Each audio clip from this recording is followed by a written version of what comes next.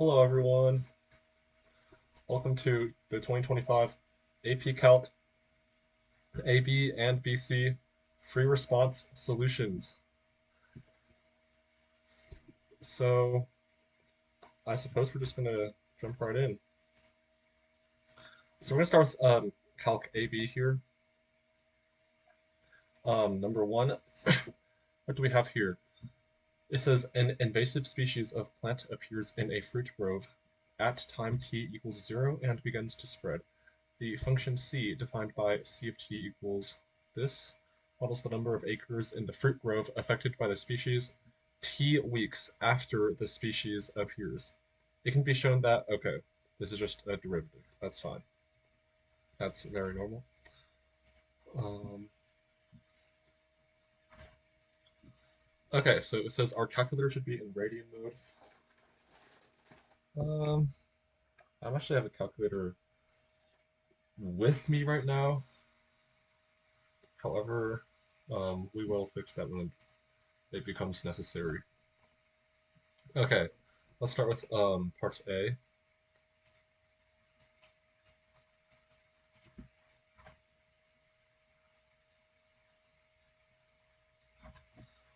This says find the average number of acres.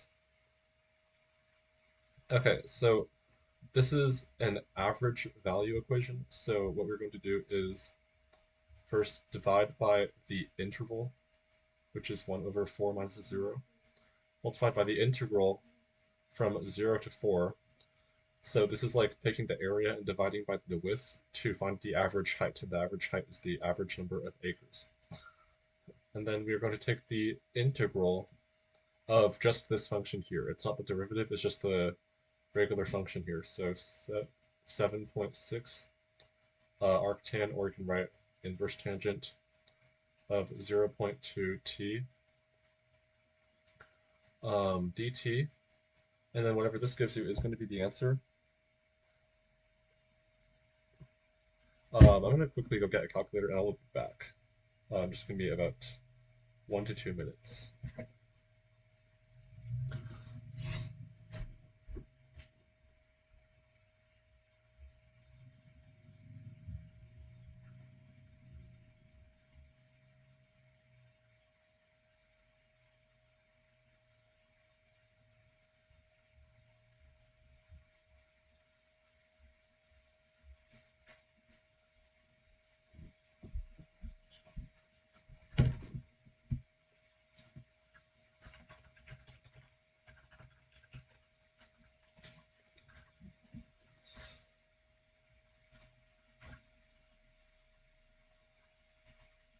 Okay, so let's put this expression into our calculator and see what we get. So it's going to be math 9 in the TI-84. 0 to 4 of 7.6 inverse tangent of 0.2. You can use x because all the variables are the same. And we get 2.778.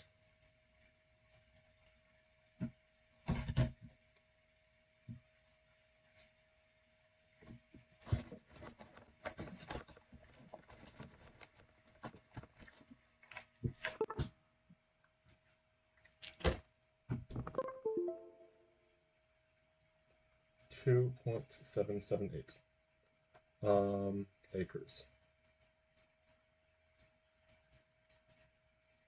Okay, let's move on to part B. Find the time t when the instantaneous number rate of change of c equals the average rate of change. So this is the mean value theorem. So where an instantaneous rate of change equals the average rate of change. So we're going to solve for t such that the derivative is equal to the average rate of change. So to find the average rate of change in your calculator, you can just, this is c of 4 minus c of 0 divided by 4. And if you put c in y1, which is usually a good idea, if you go to the window and if you go to y equals in your calculator, you can put c of t just in y, and then you'll be able to make calculations very quickly. So you can just do alpha trace, select y1, parentheses 4, so y of 4, minus y of 0, and divide that by 4. And that'll give you 1.282. And then we want to set this equal to c prime of t, and then solve for t from 0 between 0 and 4. So this is actually possible to just isolate for t squared because t squared is pretty easy to isolate for. We just have 25, t squared plus 25 equals 30,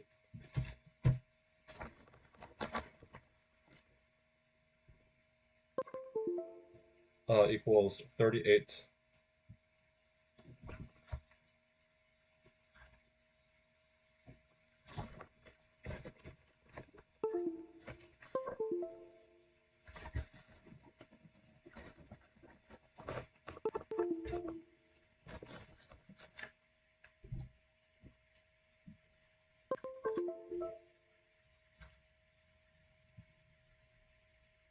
Okay, so 38 divided by 1.282, and sometimes my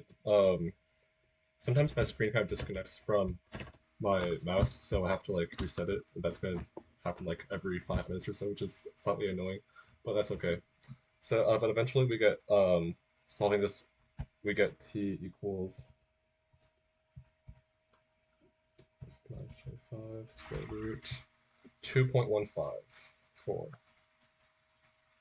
and this is going to be in weeks. So that's part B. This is just mean value theorem. Okay, let's move on to part C here. Assume that the invasive species continues to spread according to the given model for all times. Okay, write a limit expression that describes the end behavior. Okay, so that would just be the limit as t approaches infinity. That's the end behavior of 7.6 inverse tangent of 0.2t. And how can we solve this limit? Well, as 0.2t approaches infinity, this entire thing inside just approaches infinity, and because tangent of pi over 2 uh, equals infinity, don't write this on the test. You don't want to write infinity as an expression, but basically this just equals 7.6 times pi over 2, because when you take the limit of inverse tangent as t goes to infinity, you get pi over 2. So like the graph kind of looks like this. And one way to figure this out, even if you didn't have a calculator, is just to like do tangent inverse in your calculator and put like a million, and it'll get something really close to pi over 2. And even if it's not exactly, the decimal value of this is going to be just so close that it will be within 2 decimal places. So that's pretty close to 11.938. So eventually there will be this many acres affected by the invasive species. Okay, finally, part D.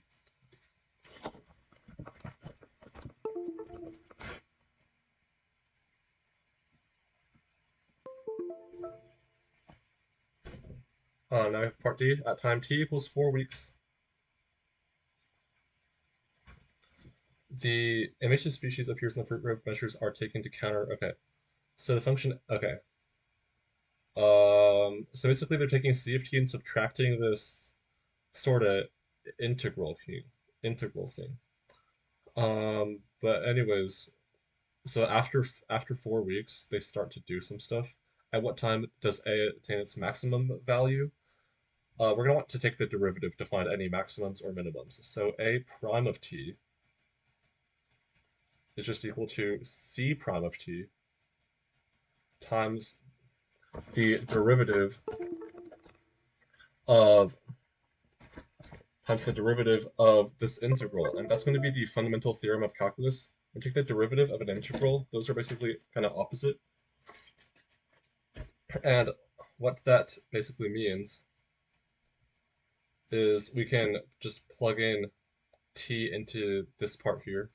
So we can just write 0.1 ln t, and that's just that simple. However, if this was like a t squared, we would have to put t squared here and then multiply by 2t because of the chain rule. But now we can just set this equal to 0 to find any critical numbers.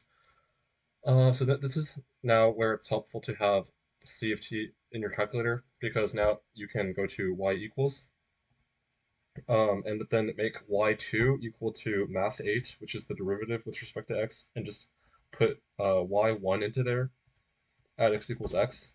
So it looks something like this. I don't know how visualable that is, but either way, you want to put c prime of t and intersect it with 0.1 ln of t, or x in your calculator. And then when you do that, you can basically turn off the y of t, which is like you just click enter on the equal sign. And then you go to intersect. You want to make sure your window is between 4 and 46 in your x. And then the y is between -1 and and the y is like a reasonable distance, like 10 and -10 and 10 should be fine. Now you do the intersect feature in the calculator.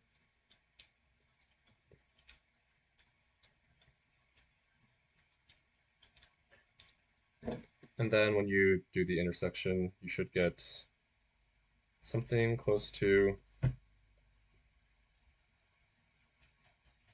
t equals 11.442. Okay, and then how do you know this is the maximum? Well, it has to be the maximum because there's only one critical number, but also when you justify the answer, it's because you can see that ln is increasing, and you can see that this part, the negative part, is increasing and this part is decreasing. You can just say that because a prime is from positive to negative.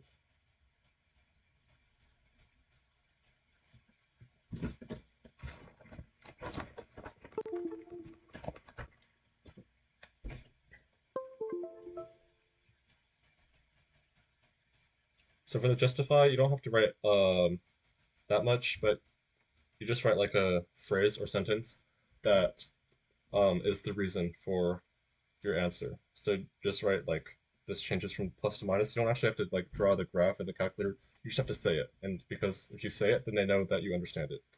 Okay, so that was number one. If you have any questions about it, you can put it in. Okay, wouldn't C part C be 0 for the limit? Um, oh yeah, actually, that is correct. Thanks for pointing that out. So someone in the chat just said that the question was actually asking about the rate of change, which would be c prime of t. And so we're actually taking the limit of this part. So this was kind of like a side quest, which was not necessary. But if the correct way to do part C is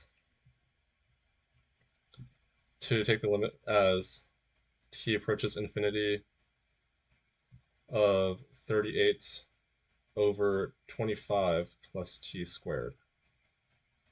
And then this equals 0 because this part gets becomes really big. So yeah, thank you for putting out that in the chat. That's why we have a chat. All right, nice. So let's keep going. Let's go on to question number 2. The shaded region R is bounded. Okay. Find the area of R. That's pretty standard. This is just going to be top function minus bottom function. So the top function is going to be g of x, because if you have eyes, you can look at the graph. But even if you did not know which was the top function, you can just do any order and take the absolute value. So a here is equal to the integral from 0, which is the x boundary, the left bound, and then 3 because they just give it to us, which is very nice. I can just do g of x minus f of x.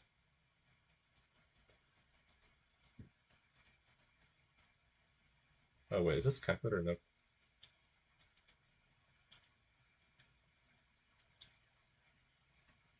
These are these are calculator sections, right? You can use a calculator on this, right? Yeah, these have to be these have to be calculator questions. I just want to make sure. Uh, yeah, okay. Sine of pi x minus x squared minus 2x. For the dx now, and then you can just put this in the calculator, and it will give you a number, and that number is what you put on your free response booklet. X plus sine of pi x. Make sure you're in radian mode as well. Degree mode is like almost never useful for anything useful. Unless the question has degrees in it, then you probably want to use degree mode.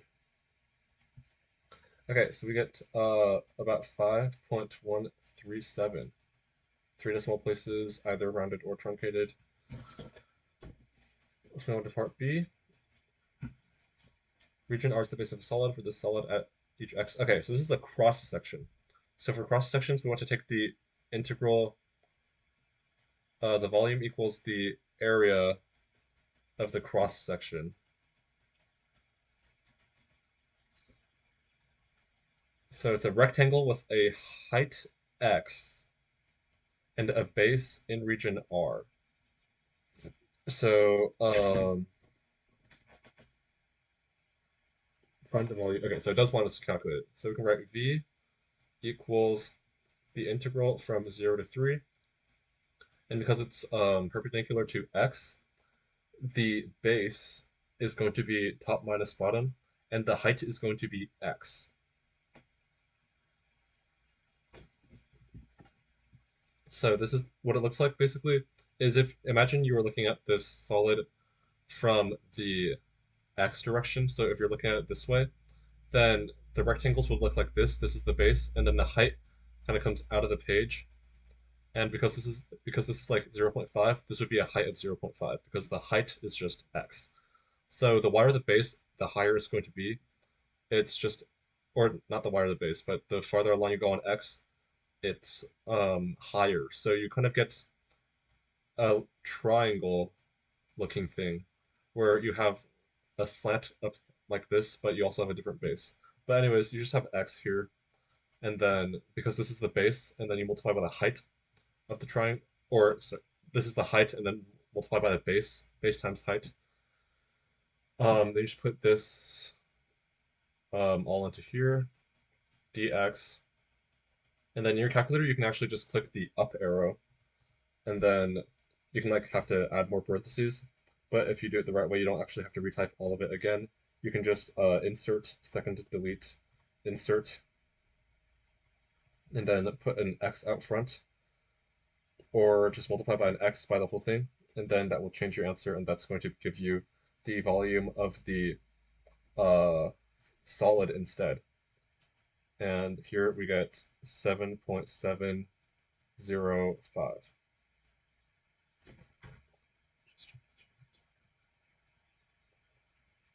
Yeah, I am doing the AB problem set first, and then I will do the rest of the BCs because there are only 3 unique BC questions. Um, yeah, so if you do it in the wrong order, then you won't actually get the wrong answer because you can just take the absolute value of it. Like if you get a negative area, then you just know it's supposed to be the positive area. But however, you might lose a point for the setup, for just the setup. Okay, so now for part C, it says write but do not evaluate, which is um, kind of just saving time for the graders and the test takers. Write but do not evaluate an integral expression for the volume of the solid generated when the region R is rotated about the horizontal line, y equals -2. So y equals -2 is right here. And it's a horizontal line, so this is still going to be dx. And also, because the horizontal line is not on one of the axes, this is going to be a washer method. So there's going to be an inner radius and an outer radius.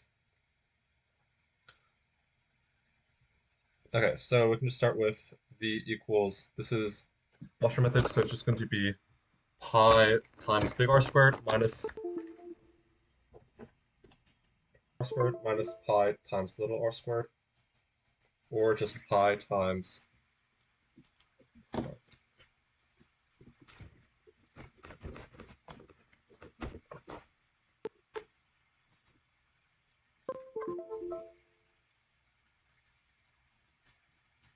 Okay, so it's going to be from 0 to 3 of, okay, the larger radius is going to be g of x, and then it's going to be, you're finding the distance from g of x to -2. So you can either just intuitively add 2, or you can do g of x minus -2, but either way, this is going to be plus 2. Um, oh, so yeah, so if you put -2 plus g of x, that would be kind of unfortunate. But because it's only a setup, you'll probably still get like 1 out of 2 points on part C. So you want to square this and then subtract um, f of x. Actually, I mean, instead of writing g of x, you probably want to write what it actually is here.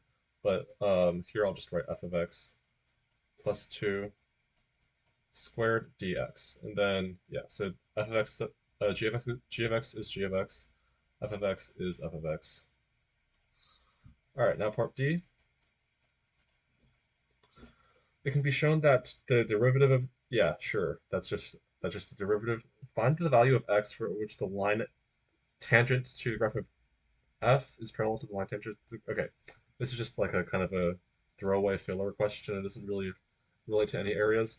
But this is just setting f prime of x equal to g prime of x. Slope of the parallel to the line tangent, that just means they have the same slope or the same derivative. So this is, yeah, g of x. So they already give you this, and what you can now do is just put these functions into the calculator. On the AP exam, on the calculator sections, you want to be abusing the y equals section. It's kind of like an exploit. And on some of them, that's like the only way to reasonably do the question. So cosine of pi x, put that in, and then for the derivative of f of x, that's just two power rules, 2x minus 2. So basically want to solve the equation 1 plus pi cosine of pi x. This is the derivative because of the trig and chain rules.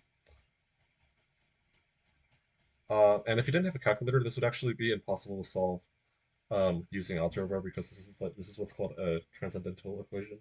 There are no algebraic solutions. However, with a calculator, you can get a solution within 3 decimal places, which is pretty nice.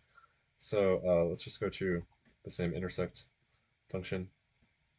It's going to voop voop voop, and then actually before you do that, what you do want to do is go to your window and set the x minimum to 0 and the x maximum to 1. That way, you're actually going to get something that is between 0 and 1. Otherwise, you're going to get like a big squiggly. You're not going to know which one to take the intersection of. But okay, once you set the windows correctly, it's going to be just very easy to see where you want to put your guess. If you put the guess closer, it's going to take a shorter amount of time, basically. Okay, so x we get equals 0.676. Hooray. So that was part B. Yeah, I am going to do the BC exam after these because the BC has overlapping questions. Or maybe I should throw in some. Maybe after the third one, I'll do the first. Maybe after this next FRQ, I'll do the first BC FRQ. I think I'll do that. Okay, so now we have 4 free responses in 1 hour. No calculator. So no calculator does No, calculator does unfortunately mean that we have to say goodbye to our calculator. But okay, and then you also gives us okay, whatever. All right, let's just start with number three here. This is definitely going to be a Riemann sum because to give you the table, this is like stock for a Riemann sum. A student starts reading a book at time t equals 0 minutes and continues reading for the next 10 minutes. That's 10 more minutes than I would read. But okay. The rate, okay, it's differentiable, good. Words per minute, that's going to be the units that we have, words and minutes. Selected values, okay. So approximate r prime of 1. This is like an appetizer. R 1 is going to be somewhere between here. So we're just going to take the like delta y over delta x of these 2 points. Show that this is like yeah, this is really probably the easiest part of these questions. You can just write r prime of 1 is approximately equal to. Don't forget to write approximately because it's not the exact derivative, but it's approximately equal to r of 2 minus r of 0 divided by 2 minus 0. And then that's just going to be 100. That's just going to be 100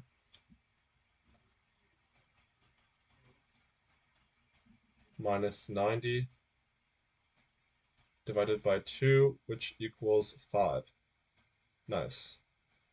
So 5 words per minute. Um, Actually, no, this is 5 words per minute per minute. So this is like an acceleration because r is already a rate. R is already a rate, and then if you take the derivative of a rate, then you get um 5 words per minute, and then again per minute. You can also write minutes squared if you like physics. Okay, so for this one, you probably get 1 point for the 5 and 1 point for the units. Okay, moving on to part B. Must there be a C? Okay, this is going to be the mean value theorem. So, okay, R of C equals 155. So, 155? Actually, this isn't mean value theorem. This is intermediate value theorem. 155 does happen to be between these two values. And so what do we need for the intermediate value theorem? We just need to say that it is, you can just write that R is continuous because it's differentiable. So you can just say that it's continuous. You could write that because it's differentiable, but you just have to write that for the intermediate value theorem, you just have to say R is continuous and 155 is between 90 and 162. We could say it is continuous on the closed interval 0 to 10. Um, and then this is all you need for the intermediate value theorem. Therefore, the triple dots, therefore, um, yes. Therefore, yes. There is. Okay, you should probably write a more coherent answer, but basically there must be a value C because of the intermediate value theorem. Intermediate value theorem, and you don't want to abbreviate it, but you do want to write it all out.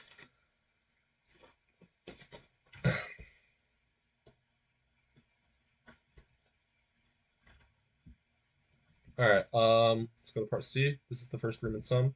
Trapezoidal sum with 3 subintervals. Okay, this is just going to be 3 intervals, here to here, here to here, and here to here, to approximate the value of the integral. Okay, uh, so the integral for a trapezoid, there is there are a couple ways to do the trapezoid, but I don't know if your teacher would go over this, but there is kind of a shortcut. It's not even a really shortcut, it's just a calculational, notational thing you can do.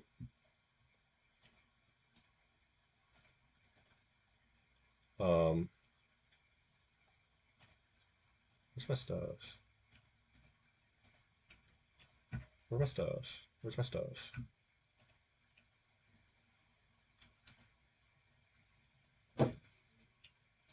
Hold on.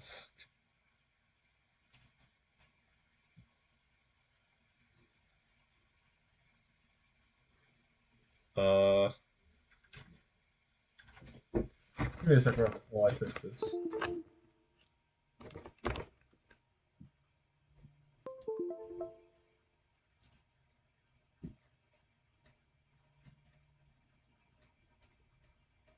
Okay, I think we should be back.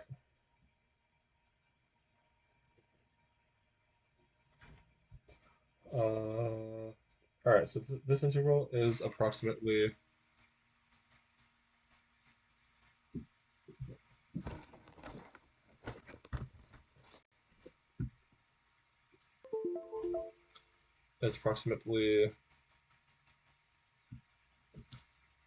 okay, wait, I wonder if I just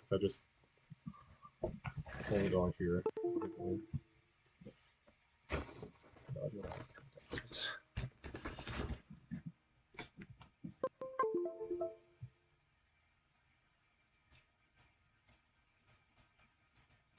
Okay, so this is approximately equal to a trapezoid looks like this, and you have the width, and then you have so basically what you have is 1/2 times the whole thing, because it's 1/2, times the average of the bases times the average of the bases times the height.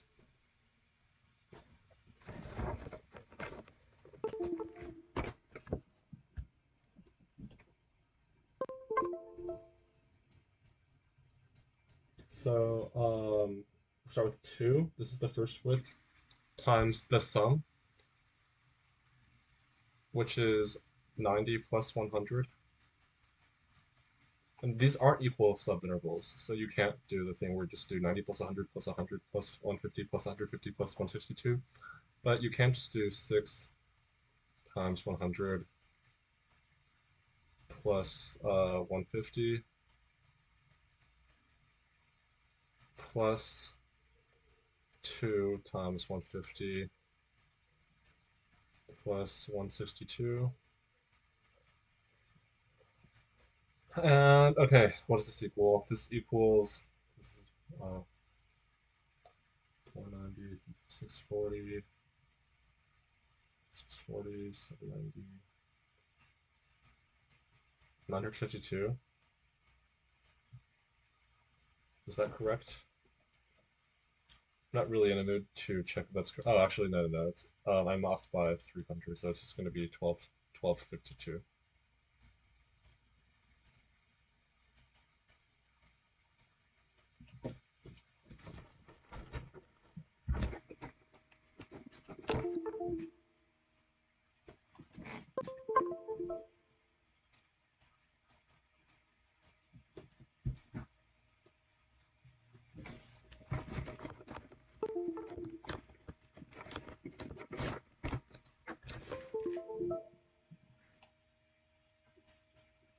Is that correct? Hopefully it's correct. 198, 940 plus. Yeah, okay. Part D now. The teacher also starts reading at time t equals 0. Okay, so now we can basically just add these. Oh, actually, part D is just introducing another thing that exists. And this is just a start plus accumulation, but you start with 0. So this is just an integral of the rate to get to the number of words read. So the integral from 0 to 10 of w of t dt equals, now I actually have to do this integral by hand without a calculator. So let's just go through the power rules.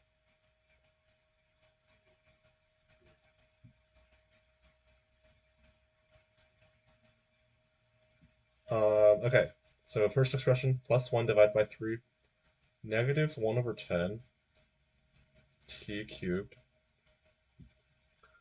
plus 4t squared, so plus 1, this is like to the first plus 1 divided by 2, plus 100t,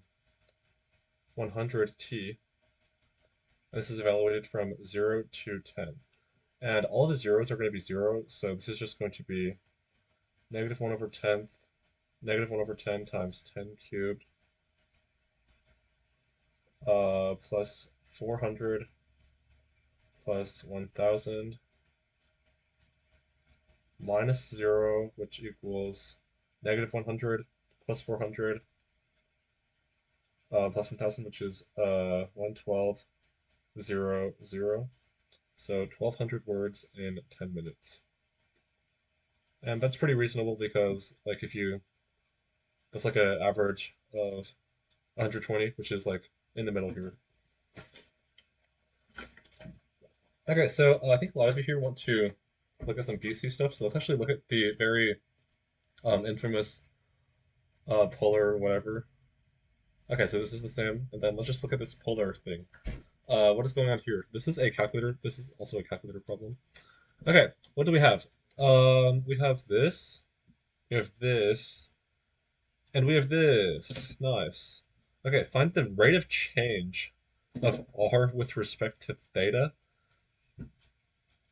Okay, so don't overthink this. This is just dr over d theta, the rate of change of r with respect to theta on curve C, which is this.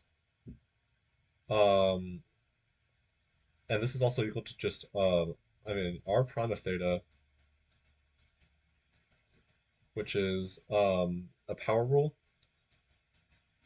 for sine theta times a chain rule of cosine theta. So a power rule here and then a chain rule. At theta equals 1.3, this should just be equal to, now I can get our calculator back.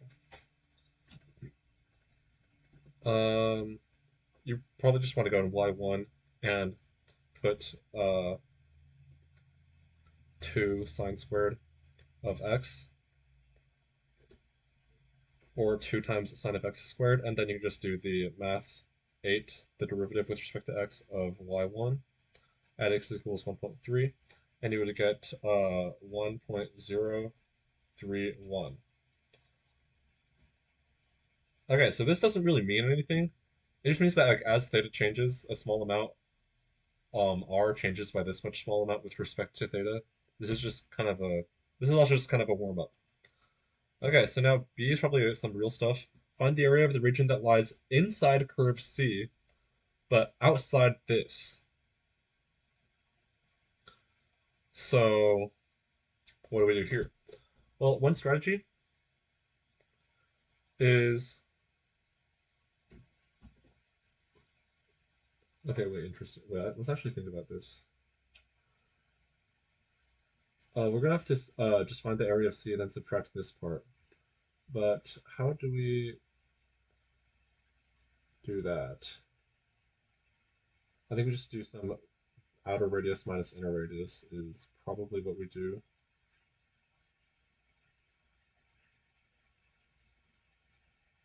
Yeah, okay.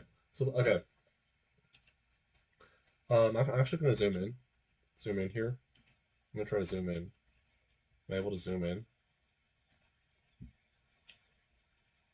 It's gonna be embarrassing if I don't know how to zoom in. There's no way I can't zoom in, right? Here we go. Okay. Let's get some blue ink. This angle is what we want. We want this angle, and then we want to sweep from here to here of 1/2, and then subtract that from this entire C, because this entire C is going to give us this, is going to give us all this red stuff. And then the 1/2, that is going to give us this green stuff. And when we take the red stuff and subtract from the green stuff, then that is our answer.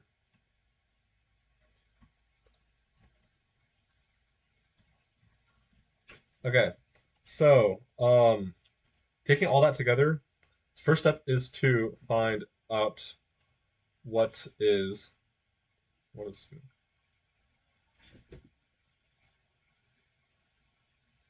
the first step is to find what is that angle.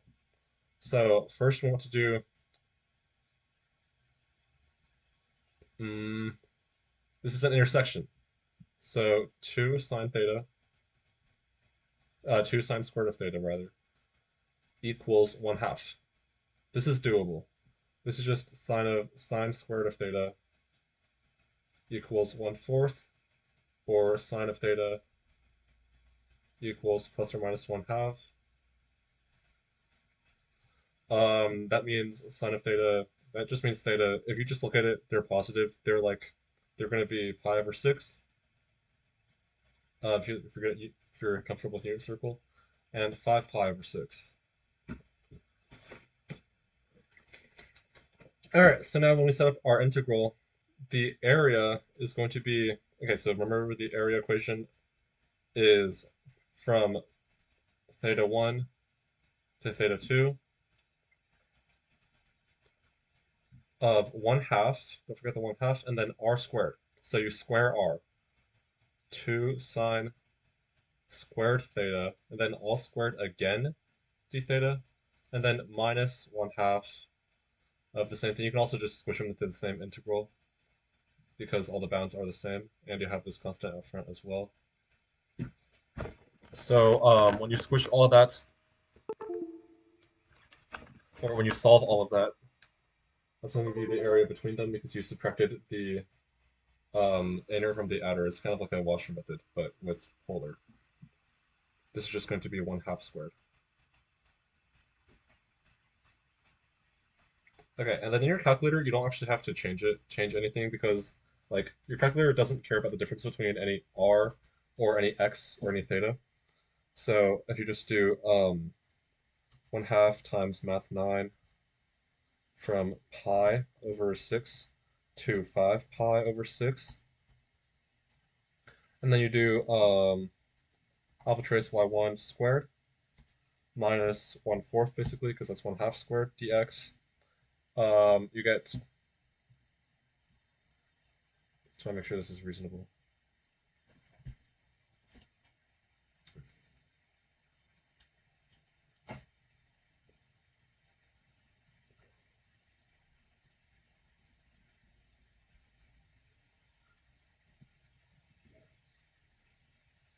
Yeah, I got something close to 2. So 2.067. And what I was just doing is just looking at this and like counting squares. Like, is it like reasonable that it's kind of close to this rectangle? And yeah, it is. It is pretty reasonable that the inner area is pretty close to this rectangle because this rectangle has an area of 2. So that's just kind of like how to check if your answer is like pretty close.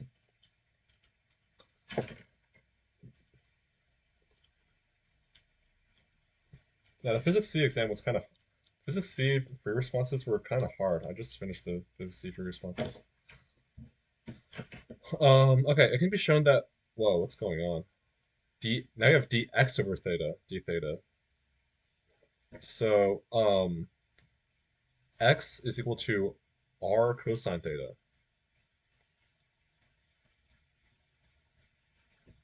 And then when you plug in r, you get 2 sine squared of theta. So now you do a bunch of derivatives and you get this for curve C.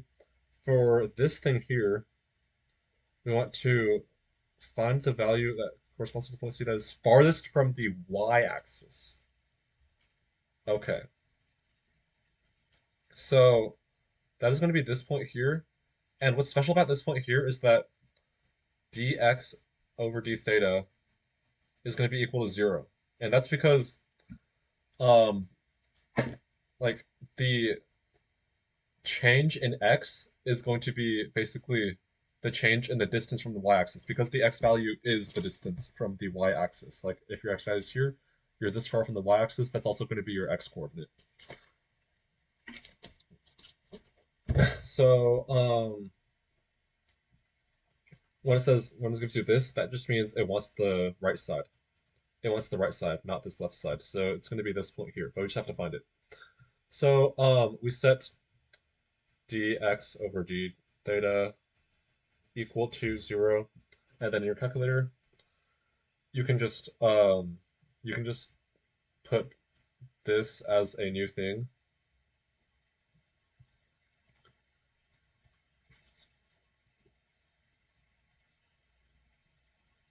Yeah, I don't think there's a better way to do it than just use your calc. Your calc is here for a reason, so just use your calc. And for those new here, calc is short for calculator. I'm just using Sling. Squared minus 2 sine x cubed. Okay, and then you want to find zeros here. So in your window, you can set 0, the minimum and the maximum, pi over 2. And then the y min and y max is like, can be really anything. Okay, so now second trace and then find the 0. There's going to be a 0 somewhere. Okay, so just go here. Left bound, right bound. We got theta equals 0.964. And this is because over d theta changes from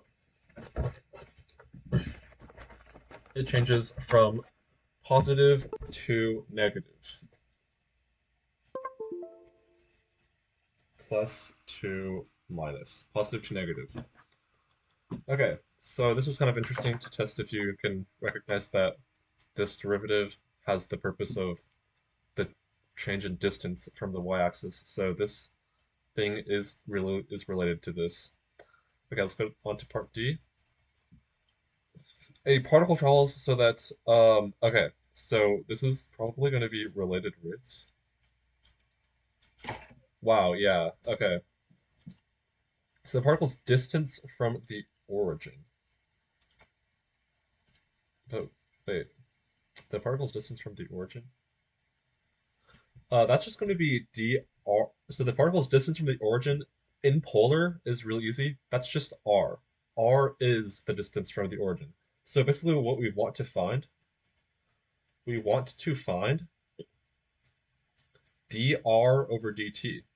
Now, I don't know if your teacher ever told you this, but dr over dt is a fraction. We can basically write this as dr over d theta multiplied by d theta over dt. Wow. This is kind of like a chain rule. This isn't the only way to solve the problem, but this is a very useful way to solve the problem because we know this at this we know this. We did it here. And we also know this. They gave it to us. So dr over dt, which is exactly what we're trying to find, it's just the product of two things that we already know. So this is just multiplying two numbers. This equals 1.031 times 15, which equals. So remember when I said back here that this isn't really useful? Well, it is useful. It's useful here. So you can just go back in your calculator and then put this times 15. 15.465. Nice.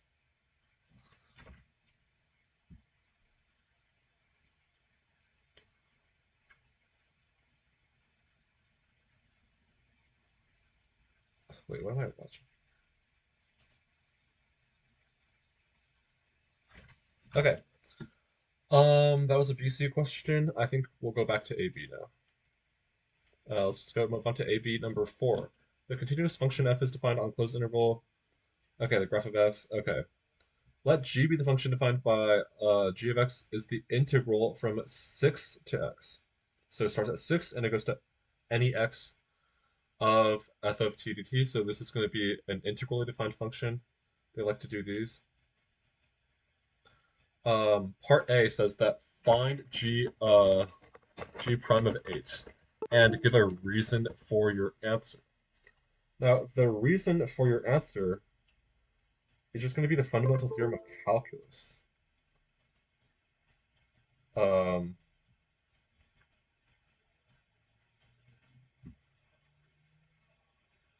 because the derivative of an integral is just the thing itself, which is equal to 1. You can just write by FTC, or fundamental theorem of calculus.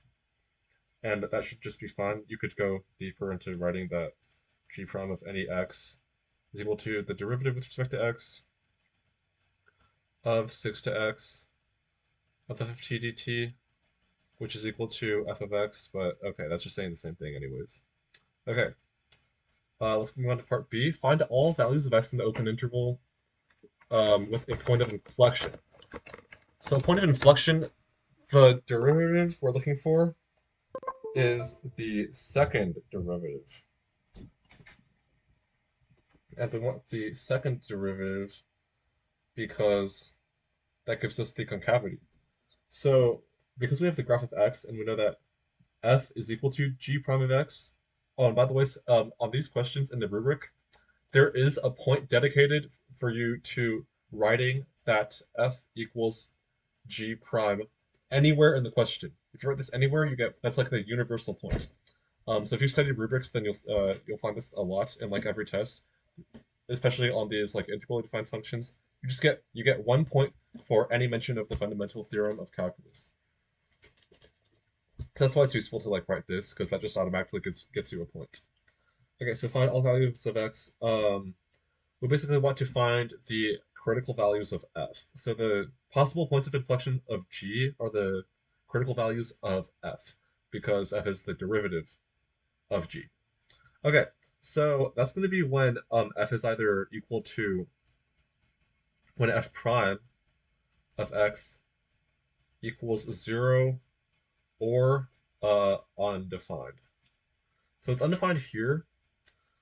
Um, it's undefined here. So we have x equals, so the possible points of inflection, x equals 0, x equals negative, we don't count that though because this is a strict greater than. It's equal to 0 here. And then there's also a sharp turn here, so it's undefined at 6. So let's see what's happening there. Now, we want to basically see that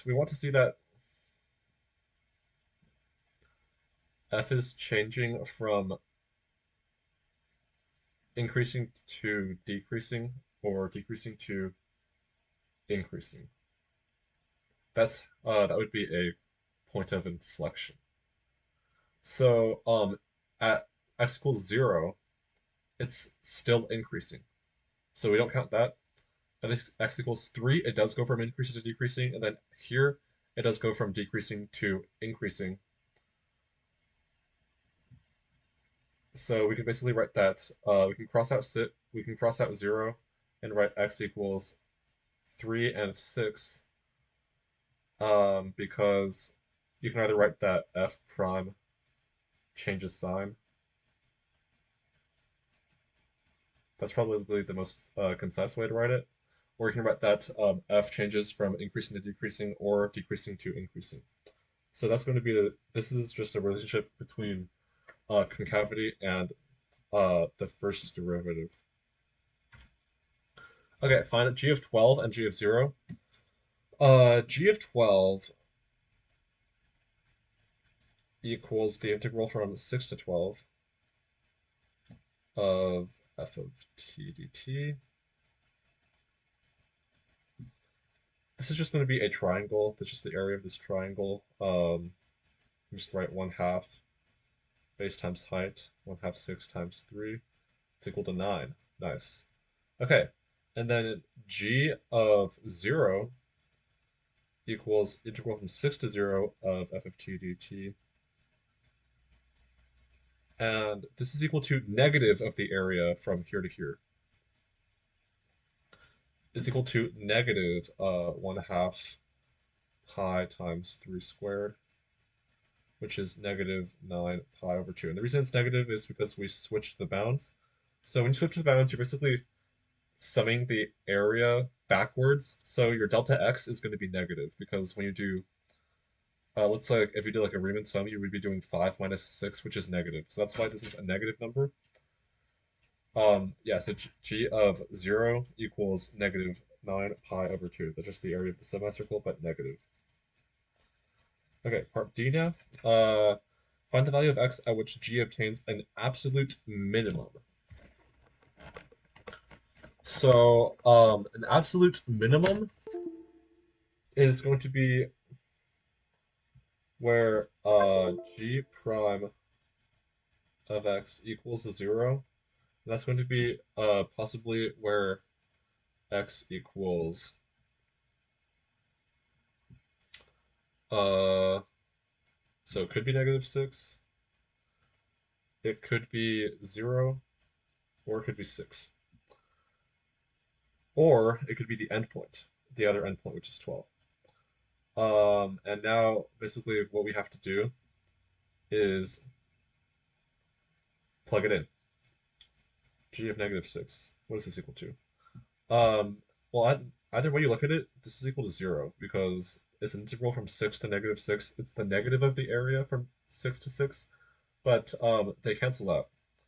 So this equals 0. What about g of 0? We already figured that out, so C is kind of helping us here. This equals 9. G of 6, integral from 6 to 6 of anything, that's going to be 0 because there's no width.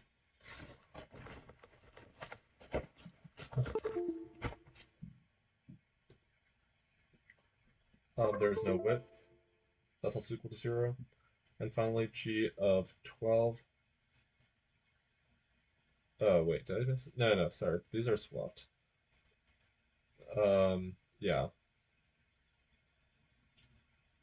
G of 0 is actually equal to negative 9 pi divided by 2, and this is equal to 9. So, the absolute minimum here would be this one. So x equals 0. And justify your answer.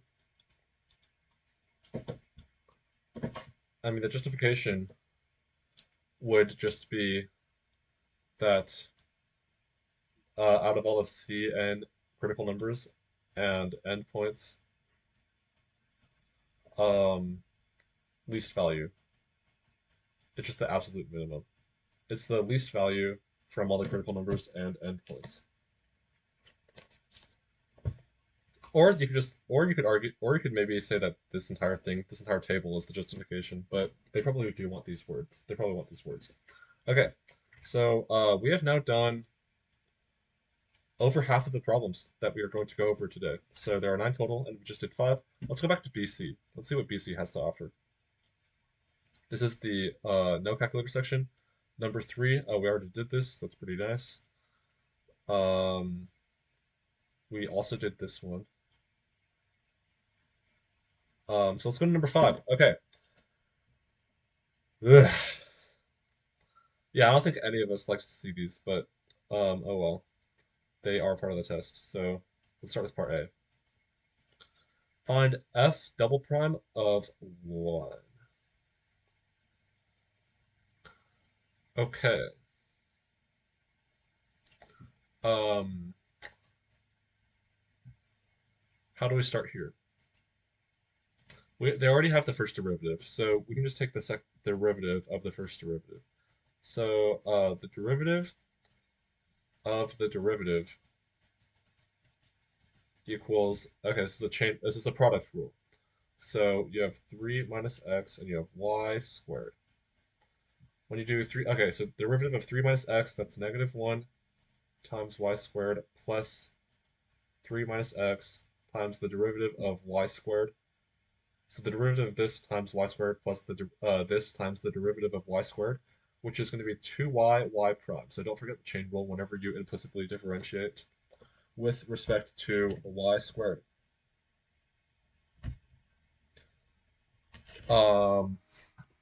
Okay, y prime. Interesting. Okay. Um, so then the second derivative of y with respect to x at the point 1, -1 is going to be equal to -1 times -1 squared plus 3 minus 1. We're just plugging this in here. Um, times 2 times -1 times y prime at 1, -1. Okay, so let's just clean this part up here. This equals -1 plus 2 times -2 times whatever this is. We can actually just substitute this here. 3 minus x times y squared. This equals -1 minus 4 times 3 minus x, which is 2. X equals 1 here. Times 1 because y squared. And this is going to turn out to be equal to -5. Hope that's right. That was a lot of work. I don't know why I only circled the 5 and not the negative part. The negative is definitely part of the answer. Okay. I just want to take a moment to see if this is right. I think the first derivative used the product rule and the chain rule. Is this correct? Did I plug everything in? I think I did. I think it is right. Okay. Let us then move on to. This is wrong. This is wrong. This is -7. Okay. Yeah, there we go. This is an 8. 1 minus. Wait. No, this is very wrong. Uh, there we go. Okay. -1 minus 8 equals -9. All right, part B. Uh,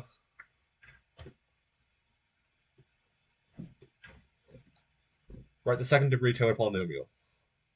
That's good because we already got the -9. So for the second degree Taylor polynomial, we want to. Oh, okay, good. They already give us this. So we need to basically write that p2 of x equals. Okay, you always start with the zero order term, which is -1, and then you add the derivative, the first derivative. So dy over dx, regular dy over dx at 1, -1 is equal to 2. So this is technically over 0 factorial. Now you do um, 2 times x minus 1 divided by 1 factorial. We can just put the 0 factorial because we're going to clean it all up anyways. And then for the second order term, you have the derivative -9 and then times x minus 1, always subtract the center to the second power, divided by 2 factorial. And this equals -1 plus 2 times x minus 1 minus 9 over 2 x minus 1 squared. Nice, that's tough. Okay, let's go to part C. Secondary Taylor polynomial for f. Let's just approximate this, given that. Okay, so Lagrange error bound. What is the formula for Lagrange error bound? Basically,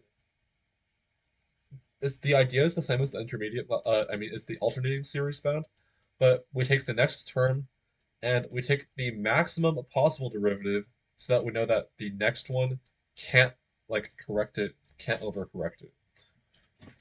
But let's just say an example. Um, it gives us whenever they ask Lagrange error bound, it's always the same thing every time. So the first step is to write that um, f of 1 minus the second degree polynomial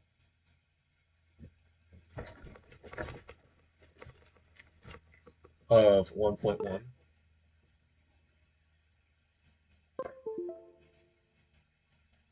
absolute value.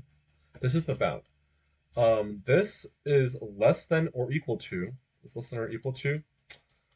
Okay, the first step is the new x value minus the center minus 1 to the power of the next thing. The next thing would be 3. And then you divide all of this by 3 factorial because we're basically constructing the next term in the Taylor polynomial, except instead of using the actual derivative, we use the largest possible derivative. And the largest possible derivative is 60. So we plop 60 in here, take the absolute value of this, and what ends up happening is 3 factorial is 6, this is 10, this together is 10, this is 0.1 to the third power. This is exactly equal to just 0.01. That's actually the first time I've seen that the Lagrange area bound is actually equal.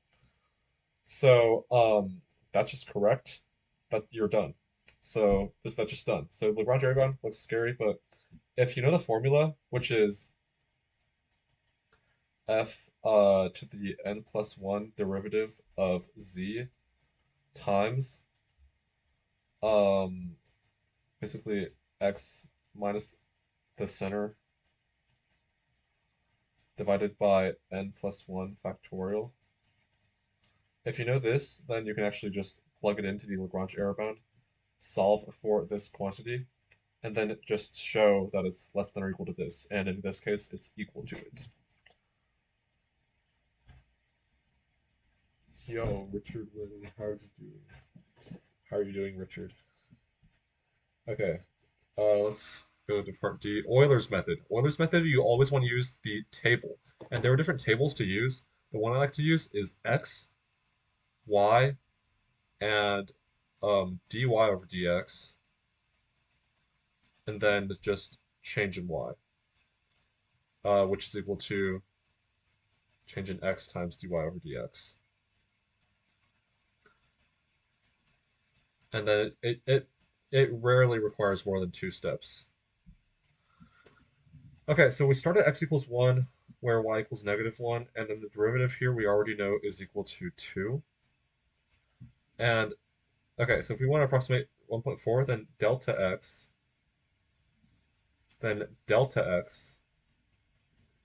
oh my days, then delta x must equal 0.2.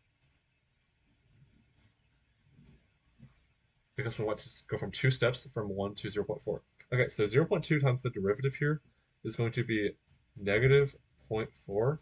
And then when we change y by that much, we get -1.4. And now x is going to be 1.2. Okay, now the new dy over dx is going to be a little bit spicy. Do we get a calculator for this? Ah, yeah. Is this really what's going on? Change in y is equal to change in x times dy over dx, which equals 2. Yeah, we are going to have to grind out dy over dx for this, unfortunately. Okay, so dy over dx at the point 1.2, -1.4. Wait, why did I have it negative? It's not negative. Change in x is positive, and dy over dx is also positive. So this is just positive 1.4, plus 1.4. And if it's plus 1.4, that means this would just be 0.6. And because it's 0.6, that might make it a bit easier to calculate. Still -0.6. This equals 1.8 times -0.6 squared, which equals 1.8 times 0.36, which is half of 0.36 squared, guessing the correct place value, which is 48 somehow, which is probably going to be 0.648. Okay, so you can arrive at 0.648 any way you'd like, but Yeah, this is what you would get. This is dy over dx. And then after you multiply by the step size, you would get 0.1296. And also if you do that, then you just get 0.36 squared, and if you know your squares, you can just get to 0.1296. But okay, once you have the delta y, you can just put 1.4 delta y. This is going to be plus again, and then just add that to negative zero point 0.6, and then this is going to be negative point um you should probably approximate this as negative 0.130. This is just going to be 0.47. And then just box that up and you're done. Okay, so that was Euler's method.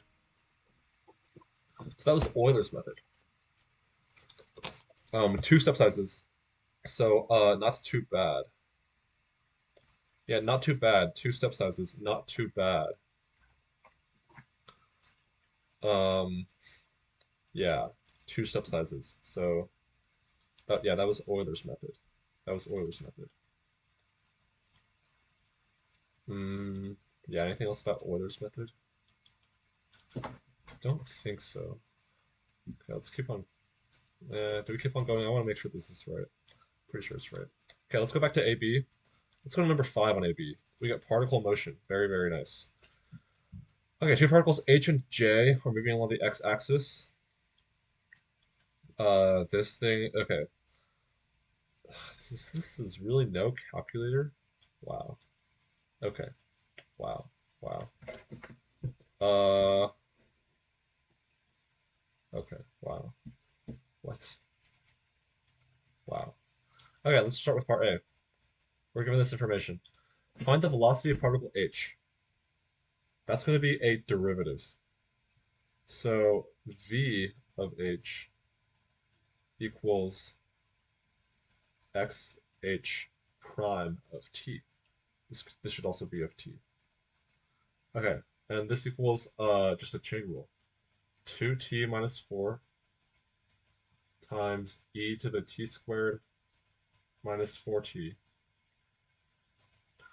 Okay, now v of h at 1 just equals negative 2 times e to the negative 3. And that's okay to box up.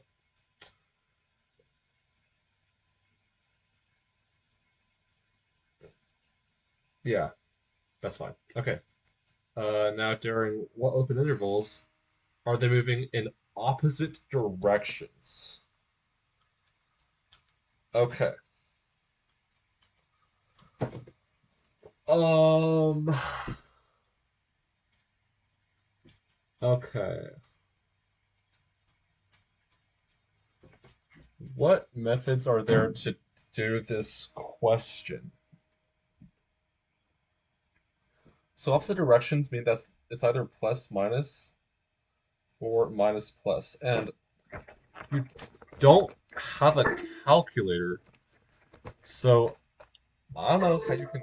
I don't know how do you continue with this question?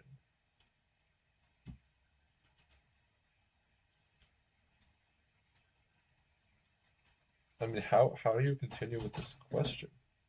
Okay, you continue with the question by drawing a number line. So for particle h, let's just draw a number line, an f prime number line. This is the derivative. Uh,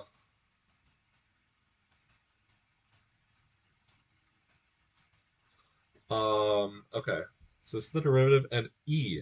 The good thing about e to anything is that this is always greater than 0, so we only have to look at this part. So 2t minus 4, that means anything bigger than t, any t bigger than 2 is going to make this whole thing positive. Anything less than t is going to make it all negative. So that's nice. What about for j? They give us the velocity here. That's easy to solve for 0. To solve for a change. Oops. Extend it out a bit more. We're gonna look for some overlap here.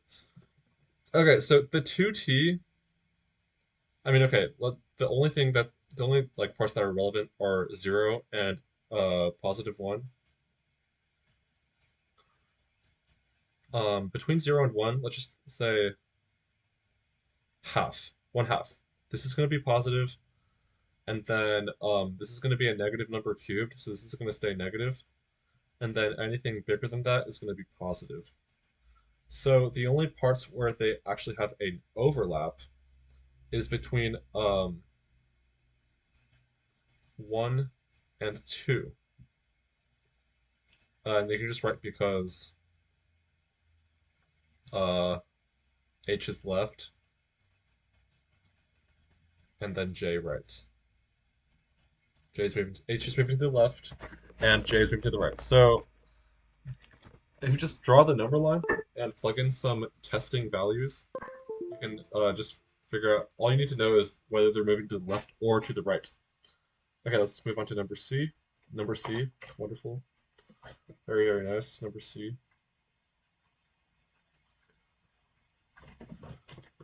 It can be shown that, okay, is the speed of particle J increasing, decreasing, or neither? So if you want to look at speed increasing, for speed to increase, the acceleration has to be in the same direction as velocity. So if acceleration and velocity are both positive, the speed will increase. Otherwise, if it's like plus or minus, that's decreased, because for the speed to increase, you want the acceleration to be like working with the velocity and not against.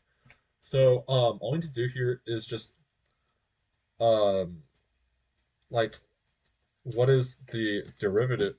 Oh, well, they already give us the acceleration. V prime is bigger than 0. So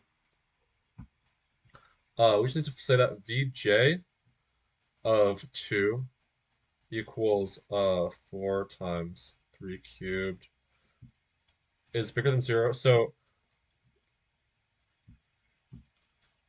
they're both positive. So speed, we can write speed is increasing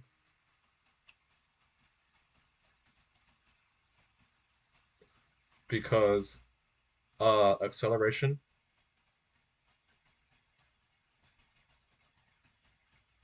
and velocity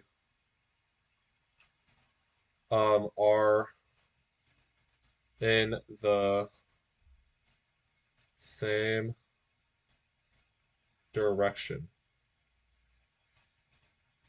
They're in the same direction, or are both positive, or they are both positive. Okay, so that's just like they're both negative or both positive. That means the speed will increase. Okay. Let's go on to part D.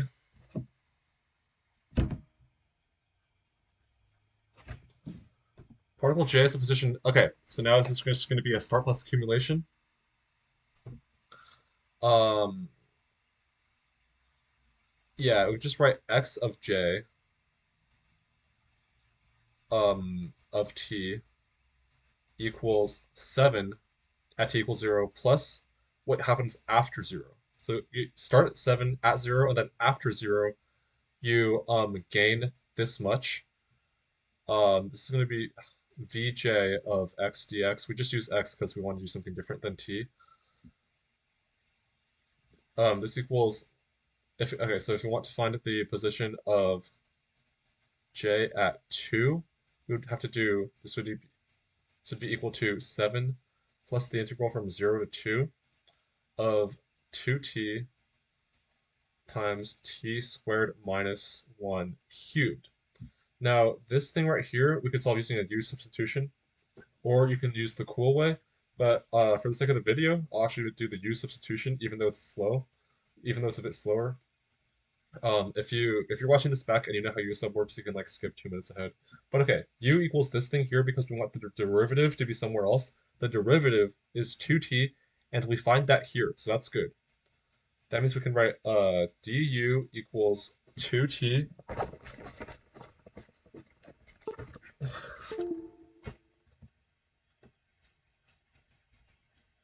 2t dt, and then change the bounds. U of 0 equals -1, and U of 2 equals 3. So this entire thing is equal to, yeah, well, I'll keep the 7.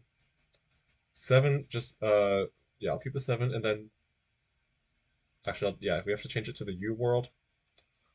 This is now an integral from -1 to 3. Okay, 2t dt, that part becomes a du. And then t squared minus 1, that's u. So this is just u cubed du. That equals 7 plus 1/4 u to the 4th from -1 to 3. Um, which equals 7 plus, I don't know, like probably some sort of 5. No, not 5. By 5, I mean 20, which is 27. So yeah, so 3 to the 4th is 81. -1 to the 4th is 1, so 81 minus 1 is 80. 80 divided by 4 is 20. So 7 plus 20 is 27. All right, last one on AB. Uh, this is implicit differentiation. I'll just start with A. So they actually give you the answer, and on A, and the reason they give you the answer is that because you have to use the derivative in later parts. So even if you like don't know implicit differentiation, you can still get it the later ones. And they also just want to make sure that you're right. They want to make sure that you get this right so that you don't like mess up all your stuff here. Okay, so but if any of you have taken like multivariable calculus, you'll know that we can actually set a function f of x and y equal to y cubed minus y squared minus y plus 1/4 of x squared. And then that means dy over dx would just be the negative partial of f with respect to x divided by the partial of f with respect to y, which would just be negative x over 2 divided by 3y squared minus 2y minus 1, which is exactly what we have here. However, if you are taking the, yeah, what's up, Anthony? If you are just in Calc AB, probably haven't done this unless you're in the class that I TA for, and then I did actually show you guys this one time. I'm actually just gonna leave it like this because I kind of want to move on. But the other way to do implicit differentiation is just to like 3y cubed times y prime, isolate y prime, do all that stuff. Okay, B. There is a point on the curve near this with x coordinate 1.6.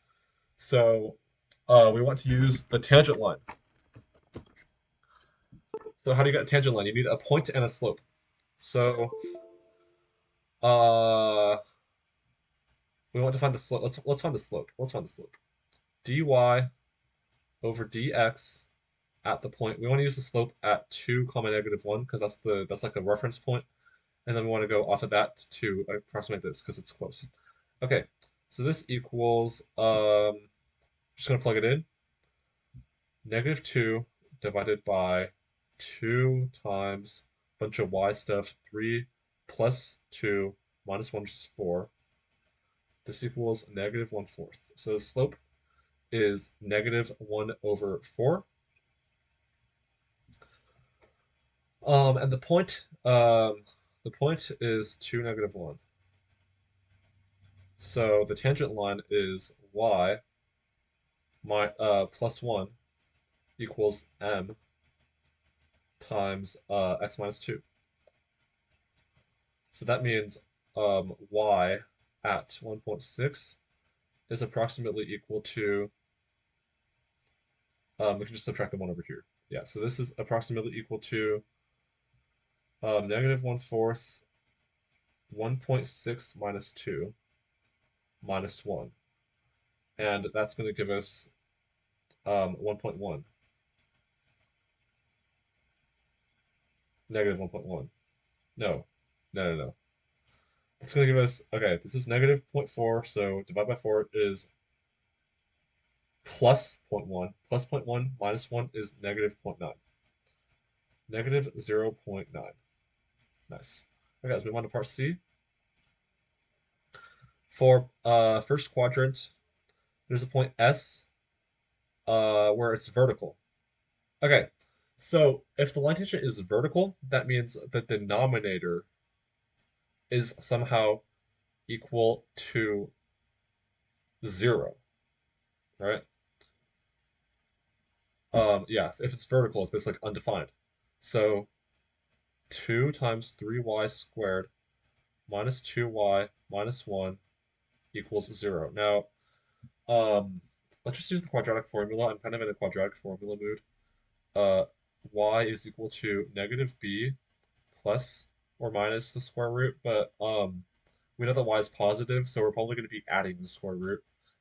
The square root of b squared minus 4ac,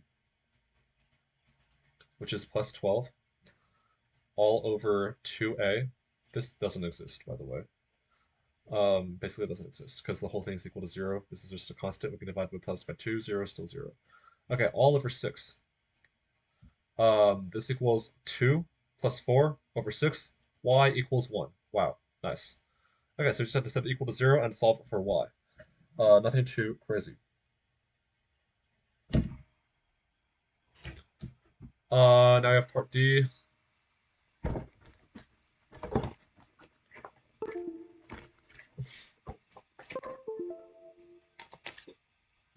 Part D. We're almost done. Particle moves along the curve H. Okay. What is this? This is implicit differentiation. This is implicit differentiation, or related rates. So we take the implicit derivative with respect to time of both sides. So this is a product rule. This is going to be 2y dx over dt plus 2x dy over dt. This is the product rule. Plus ln of y is going to be 1 over y times dy over dt. That's just whenever you do the chain rule, you put it over dt because they're changing with respect to time.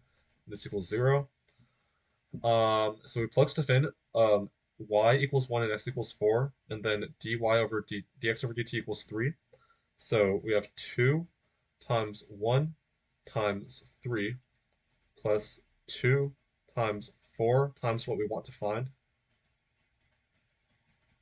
plus 1 times plus another dy over dt equals 0. So we have 9 of these over here and then 6 of these over here. So dy over dt, when you move it over, when you have 9 of these here, it equals negative 6. Move that to the other side. So dy over dt equals negative 2 over 3. Okay, so we have now completed the we have now completed the AP Calc AB exam. If you finish this exam, congratulations. It's really cool. Yo. Yo. Okay, so we finished the AB exam. Wonderful. Now we just have the last question on BC, and then we're going to be done. Another series. Wow. We have 2 series questions on AP Calc BC in this form. Wow. That's kind of unfortunate. But okay, if you like series, I guess it is fortunate. Yikes. I mean, how do we even continue with this question? Let's just start with part A. Taylor series. Okay. We'll want the general term. We're gonna want the general term here. So the sum. Oh, actually, no. It just okay. It gives this to us. Okay, ratio test. Find the interval of convergence. That's kind of brutal. We're gonna have to check the endpoints for this because it's not just the radius. But okay, ratio test. We want to find the limit as n approaches infinity of the ratio of the next term to the previous term.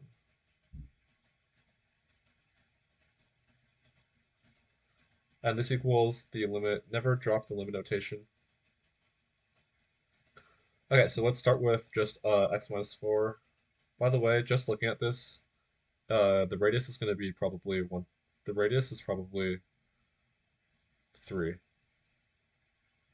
The radius is probably 3, and then um, it's going to be inclusive on the left and exclusive on the right. That's just what I think it's going to be based on prior experience. But okay, let's see if I'm right.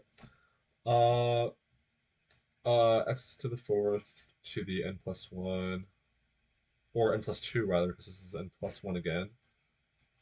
So n plus 2 divided by n plus 2 times 3 to the n plus 1, and then you have a to the n, but you flip it, so divide by the reciprocal, or multiply by the reciprocal. This is just regular n plus 1, 3 to the n, and x minus 4 to the power of n plus 1. Okay, so this equals limit as and approaches infinity. Let's just clean it up a bit. We should have x minus 4. And then in the denominator, we have a 3. In the denominator, we have a 3.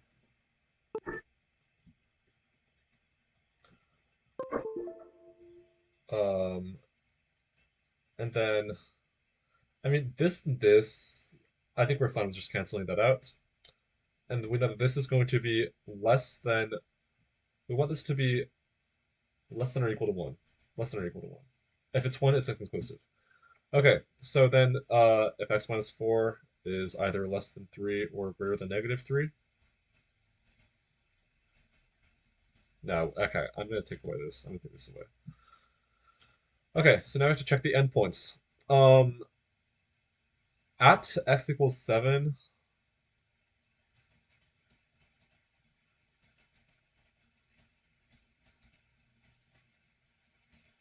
at x equals 7, we have the sum from n equals 1 to infinity of, this is just going to be a 3 up top, divided by n plus 1, which is going to diverge by the direct comparison to 1 over n to harmonic series, which diverges. And then at x equals 1, the other endpoint, we're going to have the sum from n equals 1 to infinity of 3 times negative 1 to the n plus 1 is going to be we're going to get some alternation. We're going to get some alternation. And this is going to converge by the alternating series test because all the terms are decreasing. And you'll want to write all these out, but all the terms are decreasing and it's alternating. And the limit goes to 0. And the limit goes to 0. So that's going to be converging here and diverging here. So final interval of convergence is going to be negative 1 is included, and then negative 7 is not included. All right, let's go on to part B. Find the first 3 non-zero terms of the general term for the Taylor series of f prime about x equals 4. I mean, we can just take the derivative. So yeah, we just take the derivative, nothing crazy. Power rule is going to take that out. So we can actually just, we're taking the derivatives of these. So the first 3 non-zero terms is going to be these 3. Let's just take the derivative of it. X minus 4 over 3 plus x minus 4 squared over 3 squared plus x minus 4 cubed over 3 cubed. And actually, that's a geometric series. And oh wow, look, it is a geometric series.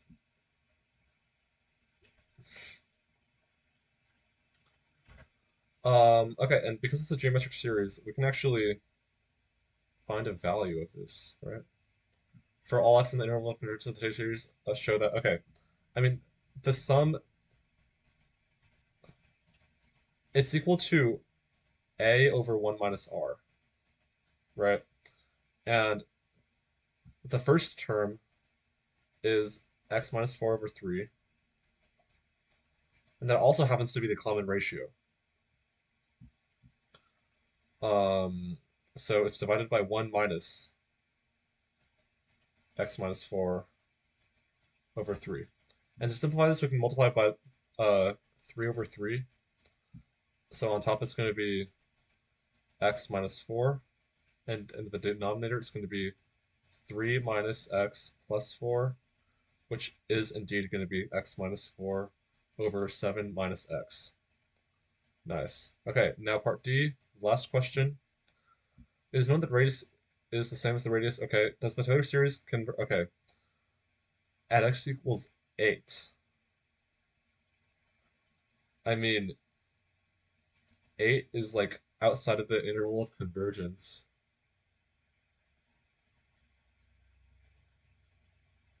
Uh, no. I mean, I would say no,